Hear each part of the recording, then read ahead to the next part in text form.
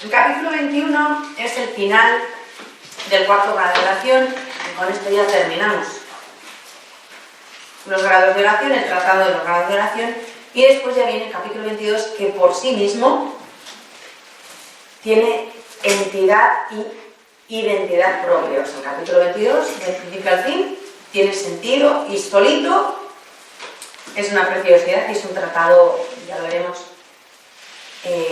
único de cristología hasta desde el punto de vista teológico, Pero con el capítulo 21 concluimos, luego tenemos el capítulo 22 que nos va a hacer de puente y luego ya en el 23 prosigue el relato de su vida, ¿no? Capítulo 21, como digo, es el final del cuarto grado de oración.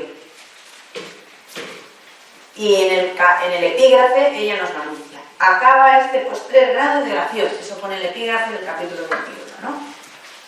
El tratadillo de los grados concluye pasando totalmente al visor autobiográfico. Vuelve a enfocarse y dice, veréis. A ella no le interesa dar teoría.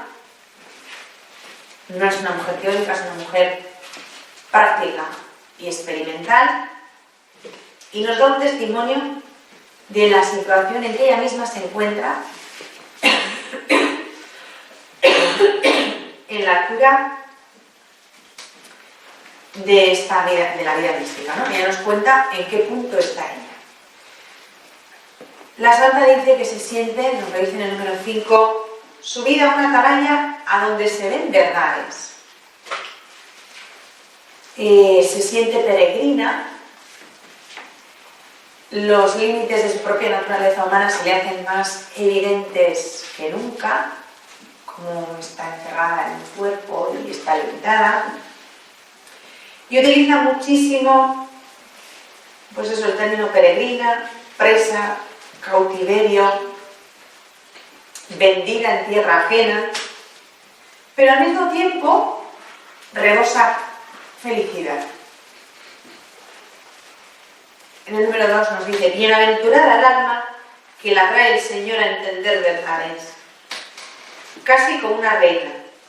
Oh, qué estado es este para reyes, dice en el número 2. Dice que se siente tentada de dar voces, incluso a los reyes del mundo, ¿no? De darles voces y zarandearles. Está tentada de traspasarles su tesoro místico. Dice ella, aunque sea quedando ella pobre de todo, para que ellos puedan cambiar el mundo, ¿no? Ella está convencida de que una persona que ha llegado a este estado de unión con Dios puede cambiar el mundo.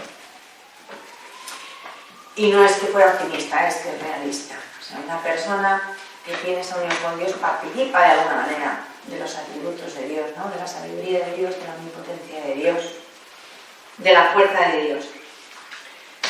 Y llega un momento en que ella misma se siente asombrada de su propia audacia y se frena un poco.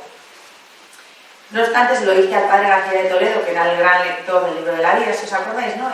Ella está continuamente dirigiéndose a él y le dice, mucho me atrevo, rómpalo vuestra merced si mal le parece. Pero conste que a los reyes se lo diría mejor en presencia si pudiese o pensase me han de creer. Obviamente el padre García de Toledo no rompió el capítulo. Pero ella lo dijo, ¿no? A quien le dice muchísimas cosas que todavía más audaces que las que le dice al padre de Toledo es a su divina majestad, ¿no? Es a otro lector, con mayúscula, que es Dios. El capítulo 21 está continuamente, básicamente está salpicado de muchísimas oraciones, ¿no? de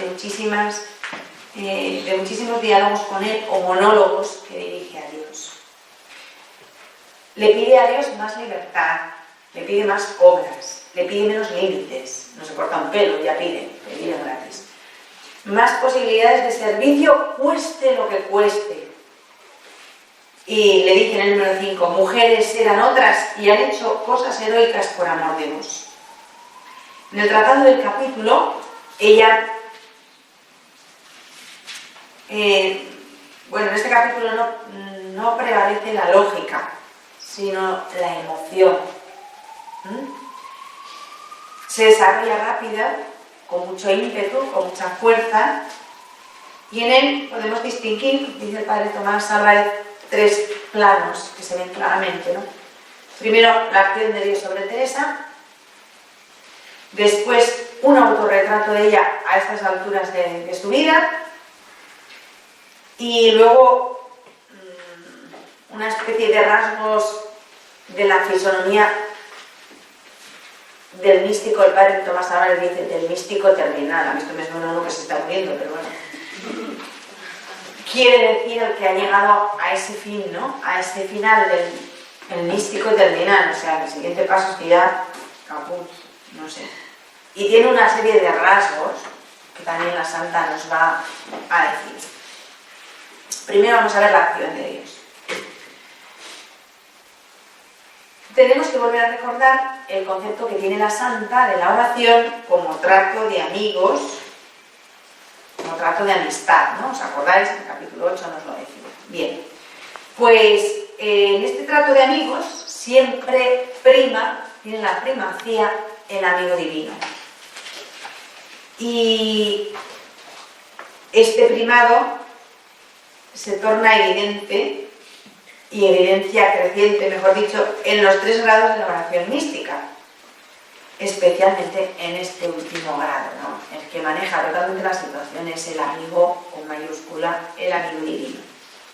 El alma, es decir, Teresa en este caso, se siente a sí misma como posesión de Dios y como objeto especial de la asistencia de Dios. Y lo dice en términos muy contundentes, dice: es alma suya, él la tiene ya a su cargo, y así le luce, porque parece asistentemente la está siempre guardando para que no le ofenda, y favoreciendo y despertando para que le sirva. Dice en el número 10. Lo de ser suya es un dato que va a repetir muchas veces.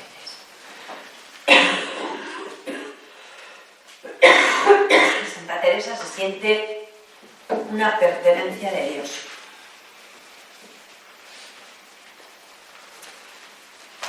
Ya había comenzado el capítulo con un atrevimiento teológico, cuando dice: pues acabando lo que iba, lo dicho en el capítulo anterior, digo que no ha menester Dios aquí consentimiento de esta alma. Ya se lo tiene dado, y sabe él que con voluntad se entregó ella en sus manos, y que no le puede engañar porque es sabedor de todo. Esto es muy atrevido, ¿eh? Porque está diciendo que Dios no necesita consentimiento del alma. Claro, los teólogos arrogaban la nariz, porque si Dios no necesita consentimiento del alma y entra como elefante en cacharrería, pues entonces se está cargando la libertad de la persona, y eso no es cierto. Pero por otro lado, ella quiere decir que como ya le dio carta blanca hace tiempo, pues él sigue, ¿no? Teológicamente, estas cosas que Santa Teresa, pues Santa Teresa es santa, es doctora de la Iglesia, y no le vamos a discutir, pero sí que es un poco atrevida, ¿no?, a la hora de formular esto. Pero por otro lado, es lo que ella ha vivido, ¿no?, la experiencia que tiene. Y en uno de los soliloquios, que dice un poco más adelante, en el número 5, dice: aquí está mi vida, aquí está mi honra y mi voluntad, todo os lo he dado, vuestra soy, disponed de mí conforme a vuestra voluntad. Es casi igual que lo que dice San Ignacio: tomad, Señor, y recibid mi vida y mi libertad. Prácticamente es la misma oración, ¿no? Es la misma experiencia de todos los que han llegado a ese grado divino. Este sentimiento de ser ya de Dios, luego lo plasma ella en uno de sus más hermosos poemas, ¿no? Vuestra soy, para vos nací. Ella está convencida de que la acción de él puede hacer en un momento lo que ella no lograría en años con todo su tesón. Verdad es que de manera puede obrar el Señor en el alma, en un rapto de estos, que quede poco que trabajar al alma en adquirir perfección. Pues sí, pero si no viene el rapto, ¿qué vamos a hacer, no? Pues seguimos ahí duro y dale, a ver si lo conseguimos, ¿no? Pero sí, efectivamente, en un rapto, en un arrobamiento de estos, Dios puede actuar y transformar el alma de tal manera que luego ya el alma pues se puede dedicar a vivir de las rentas, porque ya está todo hecho. Pero mientras esto no sucede, pues hay que seguir trabajando. Y si ella se pregunta el porqué de esa especial protección divina, lo tiene claro. ¿Por qué Dios me ha hecho esto a mí? ¿Por qué esta protección? ¿Por qué estas gracias? ¿Por qué estos dones? Pues contesta. El por qué lo hace su majestad es porque quiere. Y a quien quiere, hácelo. Y aunque no haya en ella, en el alma, disposición, la dispone para recibir. Dice en el número 9. Sintetizando es porque a Dios le da la gana. Punto. Así en resumen. ¿Por qué le ha hecho Dios esto conmigo si yo no? Porque le da la gana. Básicamente. Que como es Dios y le da la gana, pues lo hace. Mira. O sea, que hay gente que, ay, ¿y por qué el Señor me ha escogido a mí entre tanta gente? Pues porque le da la gana. Y a veces te dicen en plan muy humilde, no sé yo qué habrá visto Dios en mí, yo tampoco. Pero son otras cosas que Él quiere y hace lo que quiere y ya está. O sea, no busquemos explicaciones lógicas, porque no las hay. Ya está. Por lo tanto, dentro del estado de unión, lo mismo que en el éxtasis o en el arrobamiento, la acción de Dios es determinante. Es el hecho salvífico fundamental. Todos estamos salvados. Pero el que ha llegado a este estado tiene garantía plena. Con lo cual, guay. Nada de que hay mucho para mí, que no es mucho. Que eso tenemos que desear, pedir. Si no, no lo van a dar así como así, no hay que preocuparse. Pero tenemos que desearlo, tenemos que quererlo, tenemos que pedirlo, nada de falsas humildades de ay, no es mucho para mí. Claro que es mucho para ti, y para Santa Teresa también era mucho, y para cualquiera que lo recibas mucho. Percibir esta acción divina es la quinta esencia de la experiencia del místico. Es la típica experiencia de la gracia de Dios.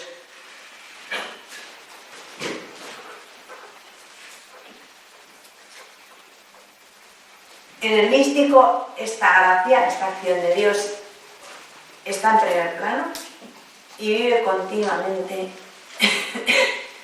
de regalos, de un regalo tras otro, ¿no? O sea, todos vivimos de regalo, porque todos vivimos por pura gracia, ¿no? Por puro regalo de Dios. Pero el místico es consciente de eso y se siente continuamente regalado y bendecido por Dios. ¿Cuál es la imagen, el retrato de Teresa en este momento, en este estado de unión? Pues en este capítulo final, Santa Teresa nos proyecta un retrato de sí misma, ¿no? Y va pasando como si fuera pues, en una cinta rápida su vivencia teologal, su nueva clarividencia mental, su sobredosis de fuerza moral, la urgencia de sus deseos, su nuevo anhelo de libertad,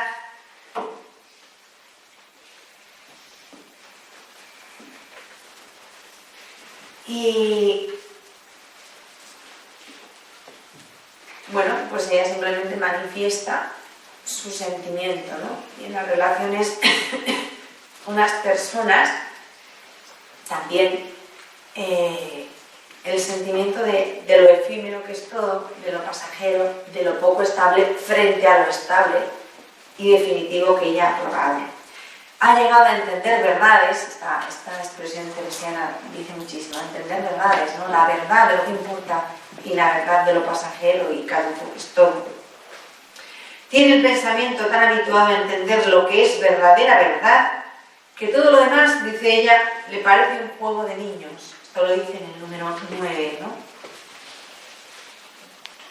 Este es el motivo por el que querría dar voces, no solo a los reyes, sino a la Iglesia, como San Pablo también. Dar voces con él, con San Pablo. Y a pesar de su fragilidad y poca salud, se siente llena de fuerza, de capacidad para abordar todo. Dice, cesaron mis males, y me dio el Señor fortaleza para salir de ellos. Todo me era medios para conocer más a Dios y amarle y ver lo que le debía y pesarme de lo que había sido. Esto lo dice en el número 10. De cara a la sociedad, se siente como forzada a vivir dos sentimientos contrapuestos. Por un lado, se resiste a enmarañarse, a verse enrolada en lo que ella llama la farsa de la vida, y por otro lado siente necesidad de meterse hasta las cejas en la farsa de la vida para ser fermento en la masa, ¿no? Y para lo que os decía antes, para sin dejar de estar con él, porque ella no puede dejar de estar con él, llevar él a la vida, ¿no? Hacer presente a Jesús en la farsa de la vida. Y dice, oh, que es un alma que se ve aquí, a ver de tornar a tratar con todos, a mirar y ver esta farsa de esta vida tan mal concertada. Todo la cansa, no sabe cómo huir, se ve, encadenada y presa, siente más verdaderamente el cautiverio que traemos con estos cuerpos. Conoce la razón que tenía San Pablo de suplicar a Dios le librase de él. Anda como vendida en tierra ajena, y lo que más me fatiga es no hallar muchos que se quejen con ella y pidan esto. Esto lo dice en el número 6. Fuerte experiencia de su condición terrestre y peregrina, a la vez que se siente impulsada a clamar y dar voces. Pero en este contexto de extremos, lo más sintomático es su osadía de hablar con Dios. Esto nos sorprende, pero en el fondo no nos debería sorprender. Porque se ha llegado a la intimidad absoluta con Él. Tiene libertad absoluta y confianza absoluta para decirle de todo. Todo lo que se le ocurre, todo lo que piensa, todo lo que siente, ¿no? Y hay que hacer, para ver despacio esto, un recorrido por los soliloquios que ella va insertando en el texto, ¿no? Para lograr un balance entre sus actuaciones y sus sentimientos.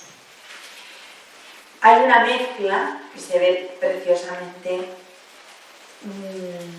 de suma intimidad, de suma confianza y al mismo tiempo de sumo respeto ante Dios. Es una mezcla perfectamente equilibrada entre un respeto y una adoración profunda a la realidad que es Dios. Y al mismo tiempo Dios se le ha hecho tan cotidiano, tan íntimo, tan suyo, que tiene una confianza y una libertad absoluta para decirle todo lo que se le ocurre, ¿no? Y por último, nos queda ver en este capítulo 21 al místico del cuarto grado. El místico que ya ha llegado a lo más de lo más tiene su propio retrato, ¿no? Y de alguna manera la santa nos perfila, nos explica cuál es el estatus en que la unión plena, de la que estamos hablando, sitúa al místico.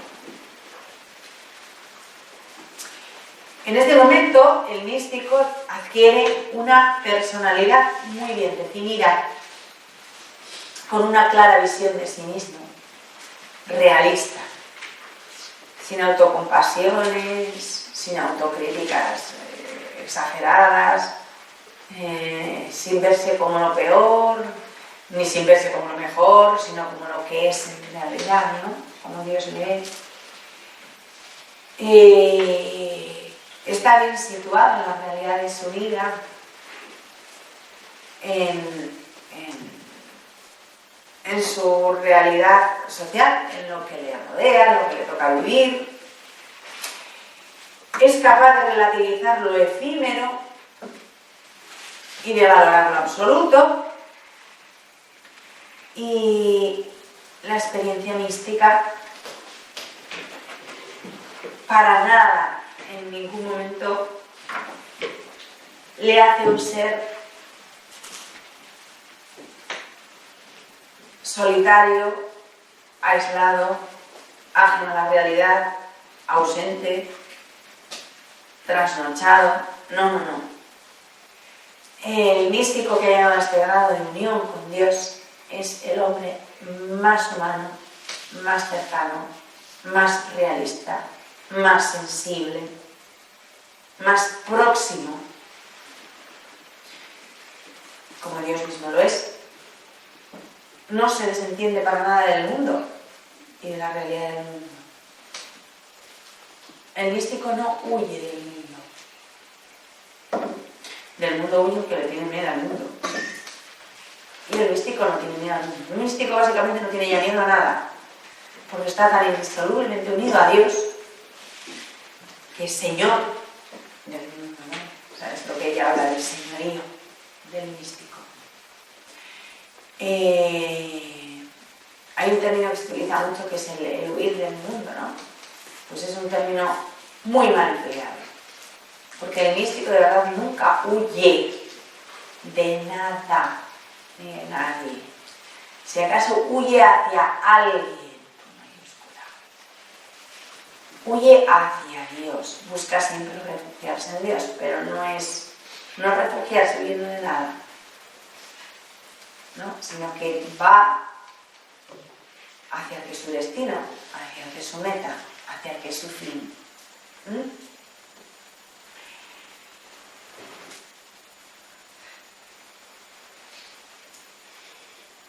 El místico ante todo es un profeta. Es un vocero de Dios. Da voces en el nombre de Dios. Tiene algo que decir de parte de Dios. Está en el mundo, enclavado en el mundo, encarado con las realidades del mundo, las realidades terrestres, y de hecho es muy elocuente, y os invito a que lo leáis, a un texto que es paralelo a este estado de unión, que está en las moradas sextas. En las moradas sextas, en el capítulo 6, en el número 11, dice la santa: es harto, estando con este gran ímpetu de alegría, que calle y pueda disimular.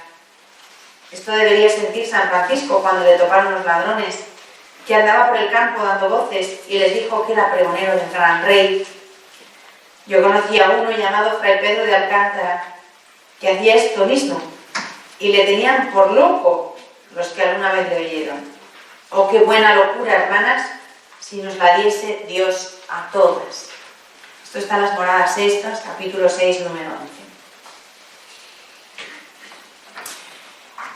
En la apreciación de Santa Teresa hay dos prototipos, dos personajes bíblicos muy queridos para ella, que son prototípicos, ¿no?, de lo que es el místico. Son San Pablo y Magdalena. Ella quería muchísimo a San Pablo.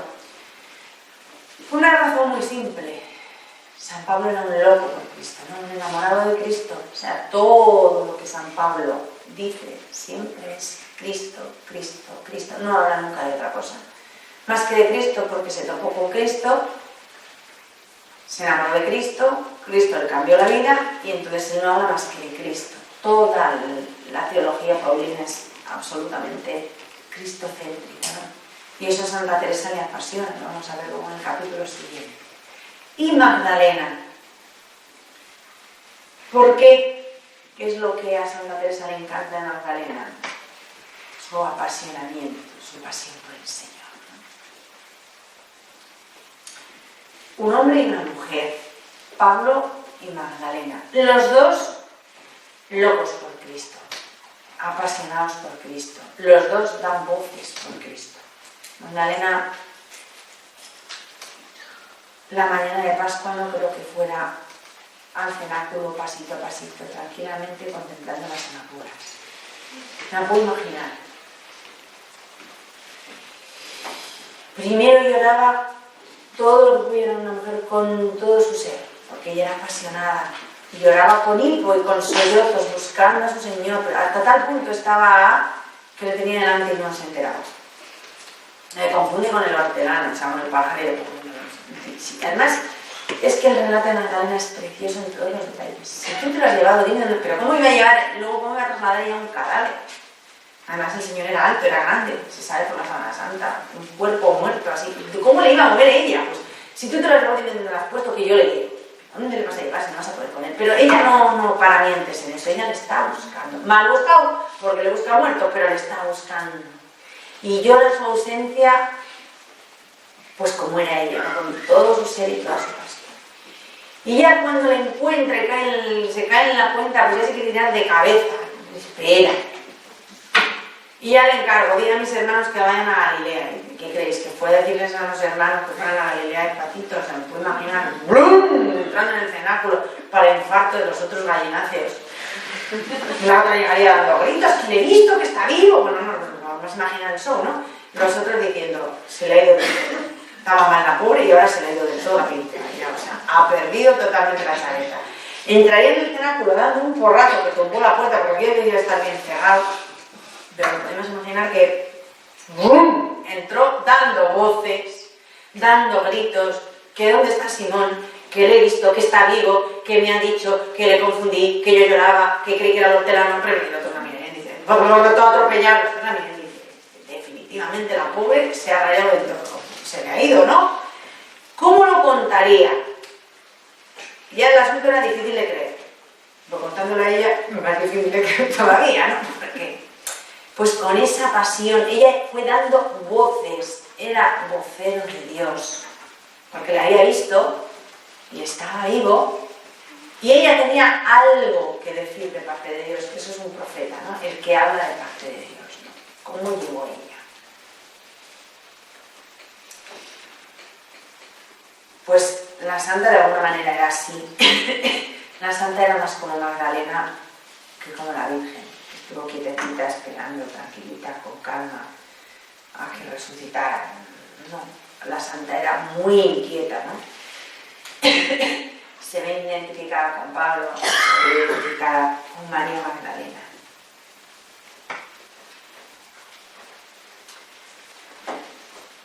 En el número 7 es cuando ella hace referencia a Pablo y a Magdalena, ¿no? Y por estas mismas fechas,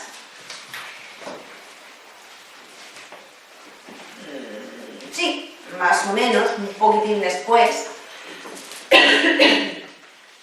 los propone como modelos de amor a Pablo y a Magdalena en su otro gran libro, en el Camino de Perfección. También les nombra y también les cita. En el capítulo 40 dice, mirad un San Pablo, una Magdalena. En 3 días el uno comenzó a entenderse que estaba enfermo de amor. Este fue San Pablo. La Magdalena fue desde el primer día. Y cuán bien entendido, lo dice en Camino 43. Ella tenía una gran afinidad con Pablo y con Magdalena. Y por otro lado, también podemos decir que el estado del místico tiene algo de anticipo escatológico.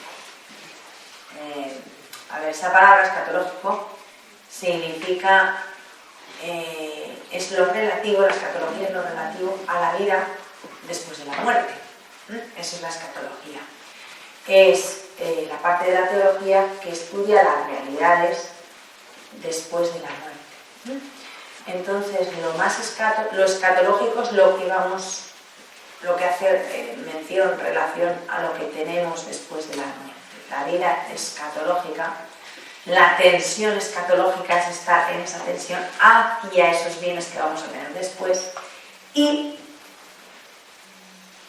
el místico tiene, aquí dice algo, yo digo que tiene bastante de anticipo escatológico. El santo, salvo la visión, el santo, el místico, salvo la visión cara a cara, pero no la tiene. Tiene todo lo que va a tener después de la muerte, en la bienaventuranza eterna. Vive ya en una unión con Dios como la que va a tener después, solo que no le falta ese pequeñito detalle.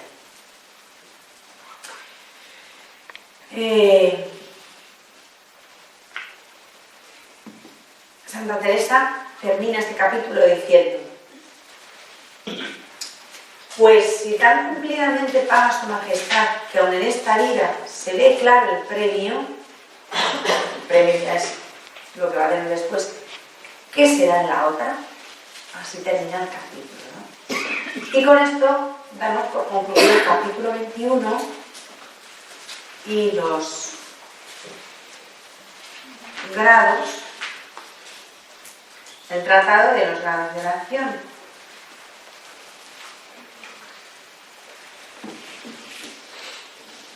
Después de esto ya viene el capítulo 22, y sí que os puedo asegurar que a partir del capítulo 22 vuelve a ser... El capítulo 22 es precioso, es lo mejor que ha escrito Santa Teresa, con todos los respetos. Y teológicamente es muy valioso. Y es un paréntesis, el capítulo 22 tiene identidad propia.